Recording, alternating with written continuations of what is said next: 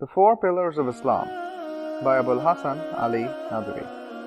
Chapter 1, Part 3 of Salah, Sunnah, Nafil and Witr prayers. We will now return to the theme of Islamic Salah. In Salah, before and after Fard, obligatory prayers, some other rakats are also offered, which are called Sunan-e-Ratiba. In the terminology of Islam, these prayers are confirmed by the practice of the sacred Prophet, who used to offer them regularly. In relation to the faith, these are like the moat which is dug around a fortress, or a well which is built around a city for its defense and protection. A person who pays attention to the Sunnah Rakah and keeps them regularly will never be negligent of the Fard Rakah. He will, on the other hand, attach the greatest importance to them. Further, the Sunnah Rakah make up for what is left wanting in the Fard Rakats. It is narrated by Ibn Omar, who was a companion of the Prophet, that I offer 2 rakats before and after Zohar prayer, 2 rakats after Maghrib and 2 rakats after Isha, with the Prophet at his house. He further says that Hafsa, who was the wife of the Prophet, once narrated to me that the sacred Prophet used to offer 2 light super obligatory rakats at the time of Fajr. In another tradition, it occurs that he who offers 12 rakats of Sunnah a day and night, a mansion will be built for him in paradise, 4 before and 2 after Zohar, 2 after Maghrib, 2 after Isha, and 2 before Fajr. It is related by Aisha that a person who will constantly offer 12 rakats of Sunnah, God will build for him a mansion in paradise, 4 rakats before and 2 after Zohar, 2 after Maghrib, 2 after Isha, and 2 before Fajr. It is further related by Aisha that the Prophet offered 4 rakats before Zohar at my house and then went out to lead the prayers, and then he again offered 2 rakats on his return. On coming back after leading the Maghrib prayer, he used to offer 2 rakats at home, and then 2 rakats at home after leading Isha prayers, and 2 also at Fajr. The Prophet celebrated the Witr service after Isha or Tahajjud, and he never missed it even on a journey. It is narrated and related that he once said, "Witr is the truth. Whoever give it up is not one of us." Witr is the truth. Witr is the truth. Witr is the truth. Whoever gave it up is not one of us. He also reported to have said, Allah has bestowed on you the gift of another prayer which is better for you than the red camels. It is Witr. Allah has placed it after the prayer service of Isha till the day break. The most important among the sunnahs are the 2 rakats at Fajr. It is related by Aisha that the Prophet was not more particular about anything after the obligatory duties than the 2 rakats of Fajr. It is also related by Abu Huraira that the Prophet once said, "Do not abandon them even if the horses trample you with their hooves." Multiformality. Salat does not absolve a man of other responsibilities. It is not that by offering it one can give a free hand in other spheres of life, nor can the disregard of it be made good by any other act. It is the sword as well as the shield of a Muslim. It is the panacea for all of his ills, a master key that can open any lock. It can remove any difficulty, avert any calamity, and relieve any distress.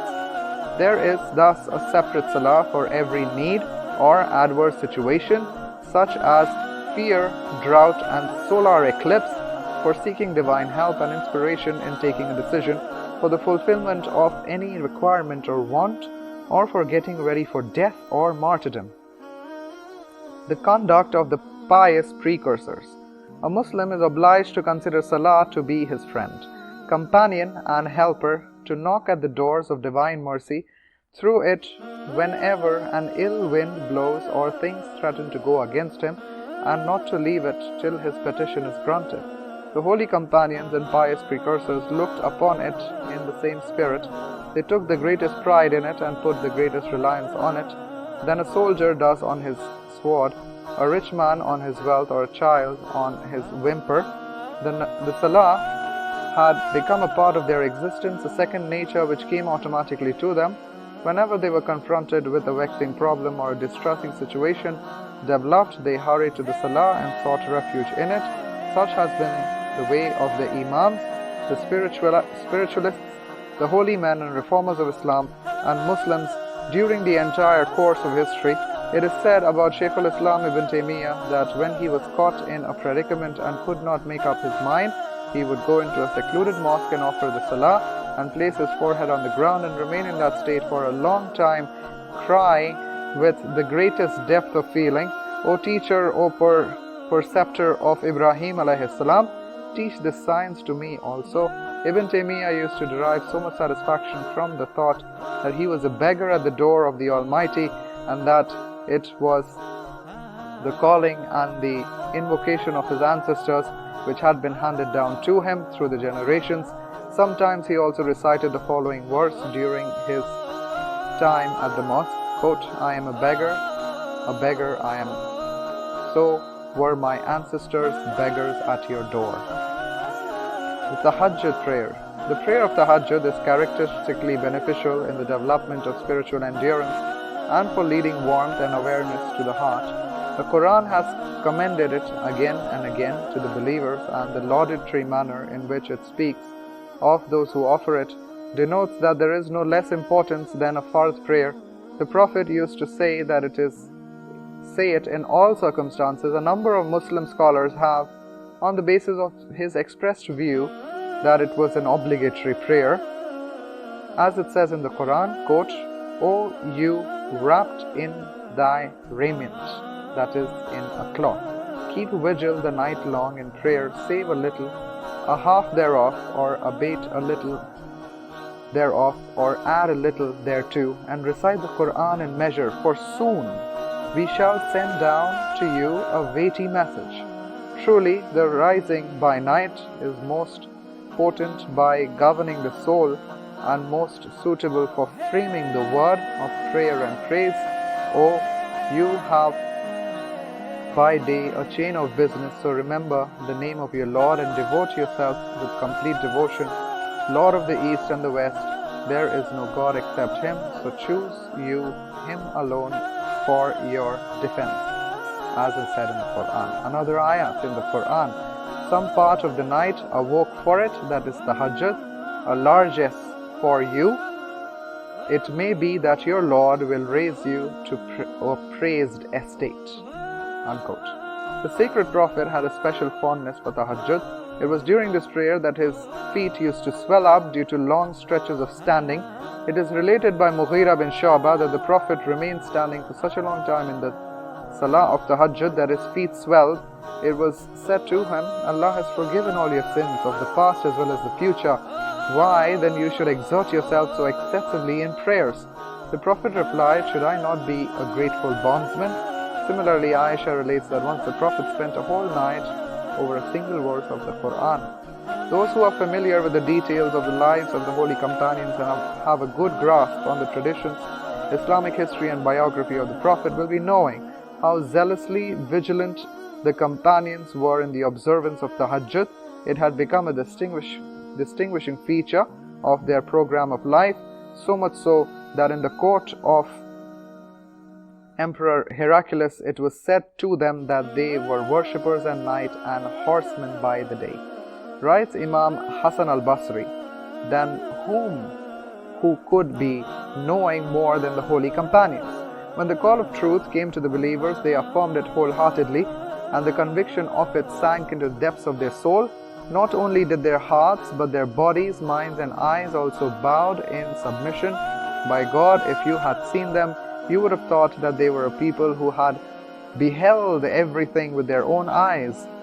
They were not like the people of falsehood and the skeptics and the wranglers. They heard the word of God and submitted themselves. God has praised them in the words of the Quran, quote, "The faithful slaves of the Beneficent are those who walk upon the earth modestly and who spend with the night before the Lord, prostrating and standing," as is said in the Quran. These are the men who remain standing erect in prayer for the sake of God, and they cover their faces with dust, tears run down their cheeks, and in whose hearts the fear of God is embedded. The Imam goes on to add, "There must be something for which they had deprived themselves of the sleep of the nights, and which has made their hearts tremble with the fear of God.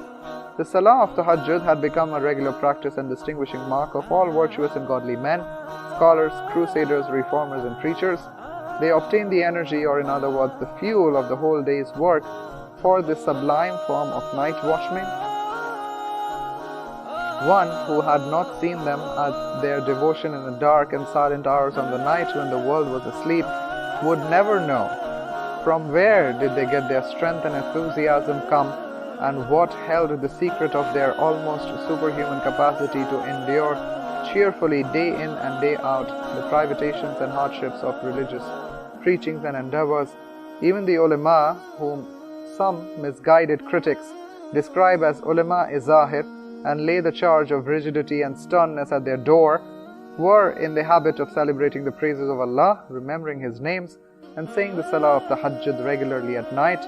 We can imagine from it the state of the ulama, who are known for the profusion of their prayers and for their piety and dedication to the cause of religious and spiritual guidance, upliftment and propagation, such as Sheikh Abdul Qadir Jilani, Sheikh Shahabuddin, Sheikh Ahmad Sirhindi, known as Mujaddid al-Fasani, and Sheikh Syed Ahmad Shaheed.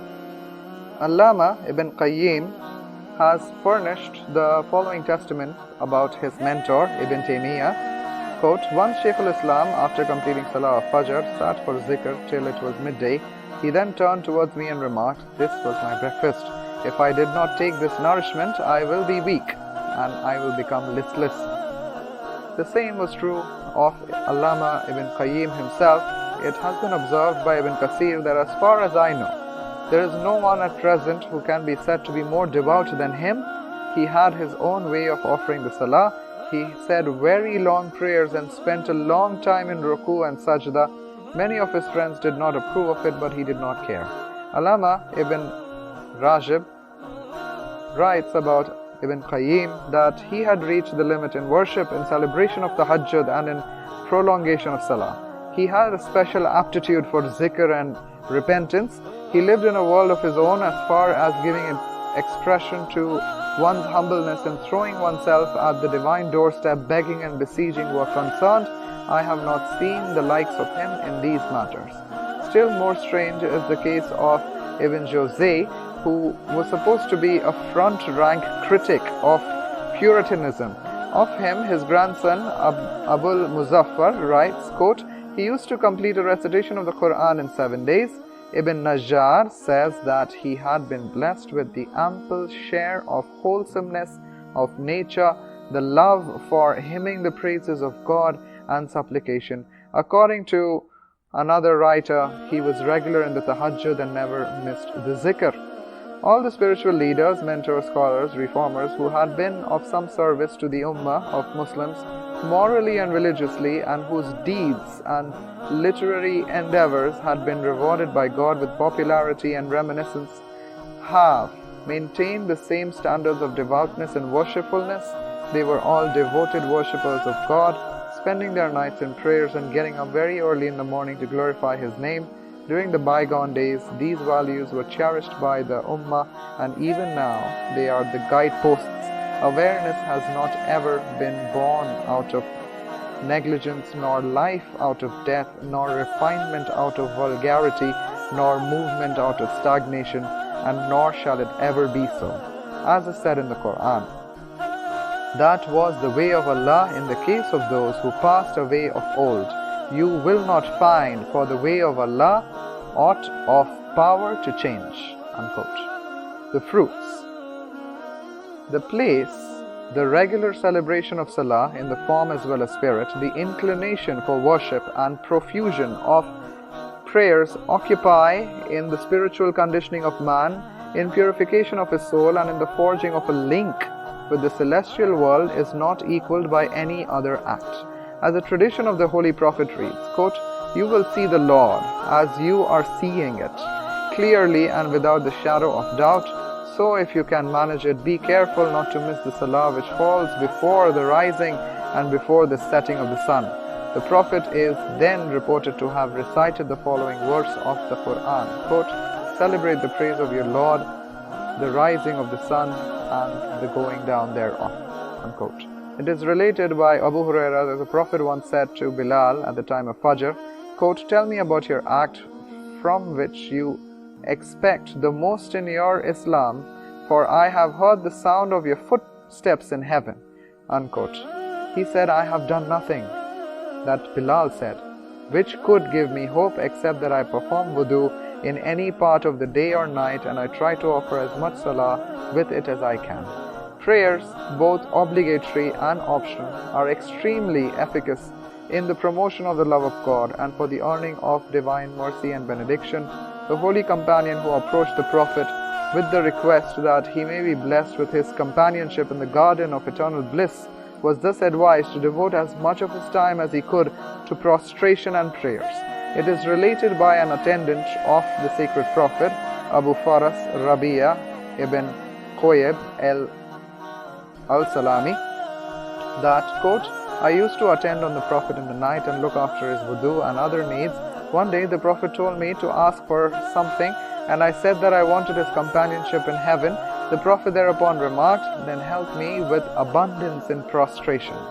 Feeling of love and the fear of God, humbleness and submission are generated in a man's heart by worship. He gets resigned to the divine will and attains freedom from the whole of animal appetites that are at the root of all evil and the chief source of corruption and injustice. It has been made known by God through one of the revealed tradition that among the things through which my bondsman strives to gain access unto me, the most precious in my sight are obligatory duties. My bondsman further draws close to me through supererogatory prayers till I begin to love him, and when I love him, I become the ear with which he hears, the eyes with which he sees, the arms with which he defends himself, and the legs on which he moves. When he besieges me for anything, I grant it to him, and when he seeks my refuge, I verily give him refuge. The grades. There is nothing dead or mechanical about Salah. It is not a soulless ritual frozen into rigidity with which there is no scope for development and everyone is compelled to stay at the same level. On the contrary, its field is very vast, in which the devotee is carried forward from state to state, from advancement to perfection, and from perfection to the heights that are beyond the imagination of man. In it, the position of one is different from that of another. The grade varies from person to person. A salah of negligence and ignorance cannot be treated as equal to that of attention and awareness. In the same way, the salah of a general body of Muslims cannot match the salah of enlightened men of God in virtue and excellence, and it is also not necessary that a devotee always maintained the same standard of salah that he offered today was identical in quality to what he offered yesterday or a few months earlier. Thus, we find that the two categories of salah are mentioned in the Quran, praiseworthy and blameworthy. Of the blameworthy type of salah, the Quran says, "Woe unto worshippers who are heedless of their prayers and who are hypocrites and refuse even small kindness." And of the praiseworthy it is said, "Successful indeed are the believers who are humble in their prayers," unquote. The Holy Prophet also has spoken of two kinds of salah, one of reverence, sincerity and humbleness, and the other of negligence, hurry and carelessness. Concerning the salah of the first category, Usman bin Affan relates that he, the Prophet, performed the wudu and performed it well, and then he remarked, "He who performs the wudu like me and celebrates 2 rak'ah of salah in such a way that he thinks of nothing else during it, all of his previous sins will be forgiven."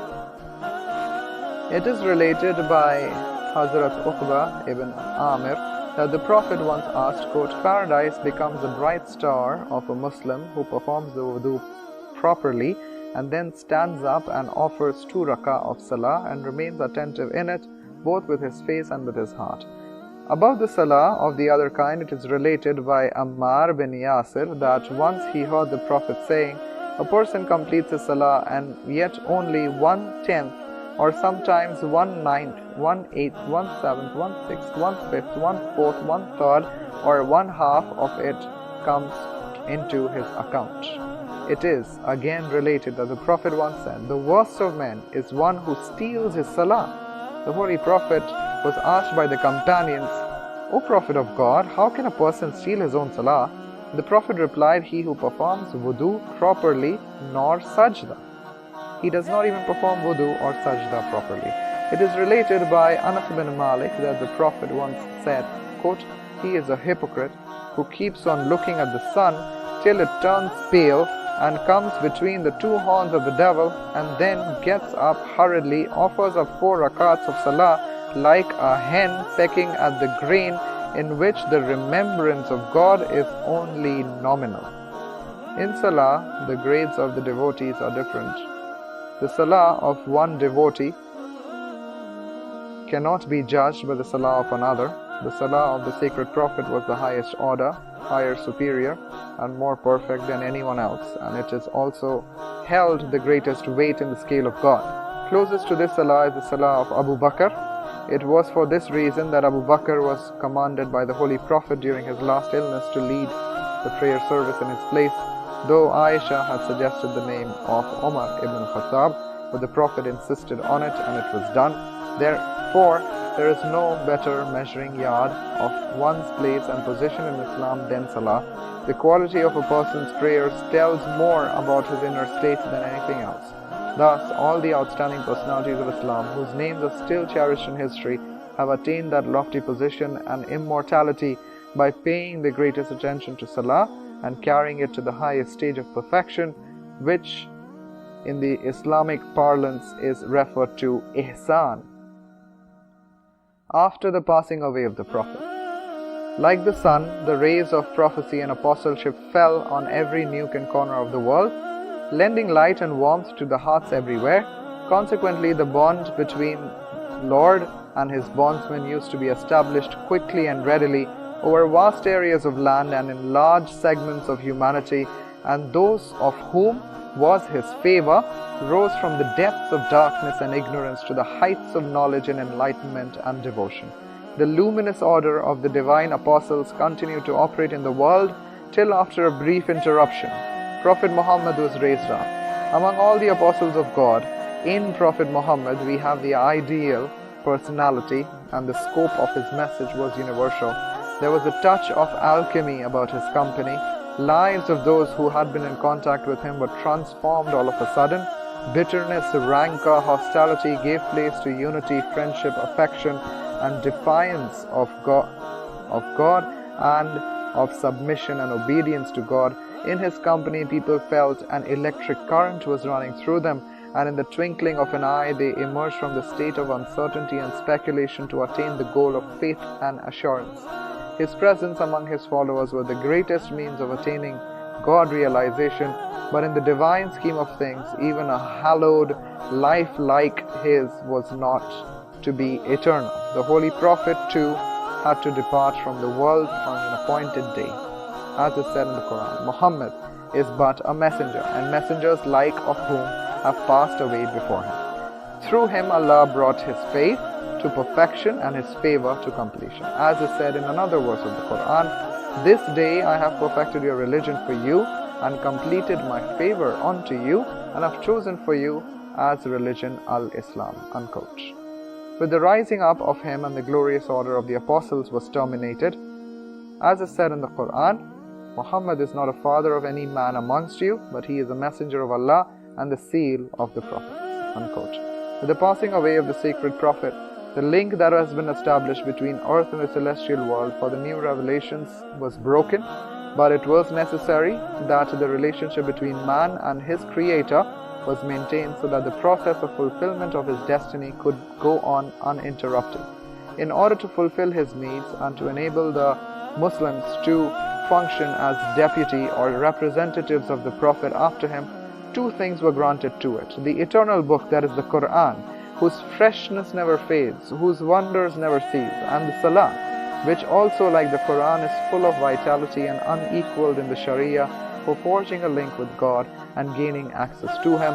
By means of them, the Muslim ascetics and the men of God have at all times succeeded so marvelously in their spiritual endeavors and attained such a high degree of inner excellence that the rationalists cannot even dream of it.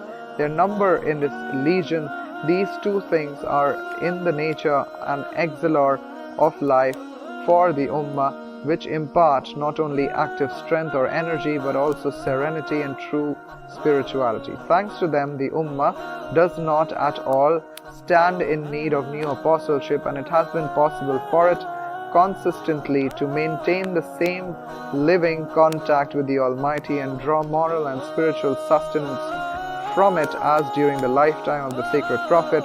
Because of them, the Muslims had been able to carry and earnestly the noble mission of guidance to the world, as is said in the Quran, and strive in the path of Allah with the endeavor which is His right. He has chosen you and has not laid upon you in religion any hardship. The faith of your father Ibrahim is yours. He has named you Muslims, meaning those who surrender, of old times, and this, that is the scripture, the Quran, and the messenger may be a witness against you, and that you may be a witness against mankind. So establish worship, pay the poor due, hold the fast of Allah. He is your protecting friend, a blessed patron and a blessed helper, in form as well as in content. Salah is the legacy of apostleship which must be preserved consciously and handed down from generation to generation in form as well as content. This indeed has been going on ceaselessly in the Muslim Ummah, and the Muslim scholars have left no stone unturned for this work to be left out, even the minutest details, the rules, regulations of Salah, and to classify it with different groups and categories. They have laid down on that what to be known about this by critically examining the rules and appertaining to it, and drawing the distinction amongst the obligatory or super-obligatory and nafil sunnah prayer services, and laying down precisely what is allowed and what is prohibited with regard to worship. But just as we have been handing down meticulously the forms and regulations of Salah from one generation to another, it is necessary for us also to see that its meaning, the spirit of the Salah, and the true atmosphere of reverence, sincerity, and humbleness is also transmitted duly to the future generations, since the Salah of the Holy Prophet was comprehensive of both the outer form and the inner content. Once, on being inquired about Ihsan, the Prophet reported to have said, quote, "It means that you worshipped God as if you see Him, and if you are not seeing Him, He at least is seeing you." The Salah of the Holy Prophet was the most sublime example of Ihsan. It is related by people that once his father said, quote, "I have seen the Prophet offering Salah from his heart. Such sounds of sobbing were coming that it appeared that a grindstone was being worked somewhere," unquote. The elevated caliphs, the holy companions, the Tabeeen, and all the other deep-hearted men of God who came after them strove to maintain the same standard of sublimity in their Salah and celebrate it as the Prophet did. Repeated references are made to their fervent devotion to the Salah and to the length and elegance and spiritual depth and intensity of their prayers in almost all the historical and biographical studies appertaining to Islam and the Muslims. Aisha relates about her father, Abu Bakr, was that he was extremely tender-hearted, and when he recited the Quran, it became difficult for him to control his tears. When during his last illness the Prophet ordered Abu Bakr to lead the service, Aisha is reported to have said, "He is very tender-hearted and burst into tears when he recites the Quran." In the same way, Hassan al-Basri related that Umar ibn al-Khattab, that sometimes during his nightly devotion he began to cry when he came to the verses conveying the warnings of divine chastisement and punishment, and was so excessively overwhelmed that he fell onto the ground and was taken ill, and the people used to come and inquire about his health. Ibn Umar again relates that once during the morning prayers, Umar wept so much that he could hear it, though he was separated from him by 3 rows. Hazrat Alqama bin Waqqas says, Umar was once reciting Surah Yusuf in the prayers of Isha, and I was in the last row. When he came to the part that deals with the parable of Yusuf, I could hear that he was crying.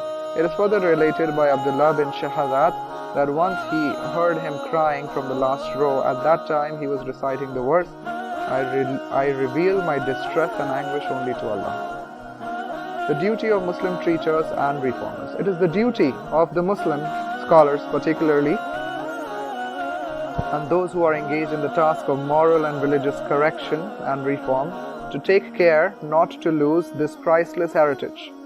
The wondrous light shed by it must be preserved in the encircling gloom of ungodliness and materialism, and despite all the winds of change and revolution that may blow, because its loss cannot be made up by anything, no matter how many treaties of Islamic Sharia and jurisprudence are written or sermons delivered. Movements for reform and regeneration can succeed amongst the Muslims only when the spark of faith is ignited again in the heart of the ulama as well as the common people, and some glimpses of crusading spirit, the enthusiasm for religious preaching and instruction, and the warmth and earnestness of the Salah are revived and recreated in the Ummah, which were the chief characteristic of the Muslims at the earlier times and the real springs of their strength. It has been aptly said by Malik bin Anas that, quote, only that can set right the last part of the Ummah which has set right its first part. As is said in the Quran, successful indeed are the believers who are humble in their prayers. Jazakallah khair. Wassalamu alaikum wa rahmatullahi wa barakatuh.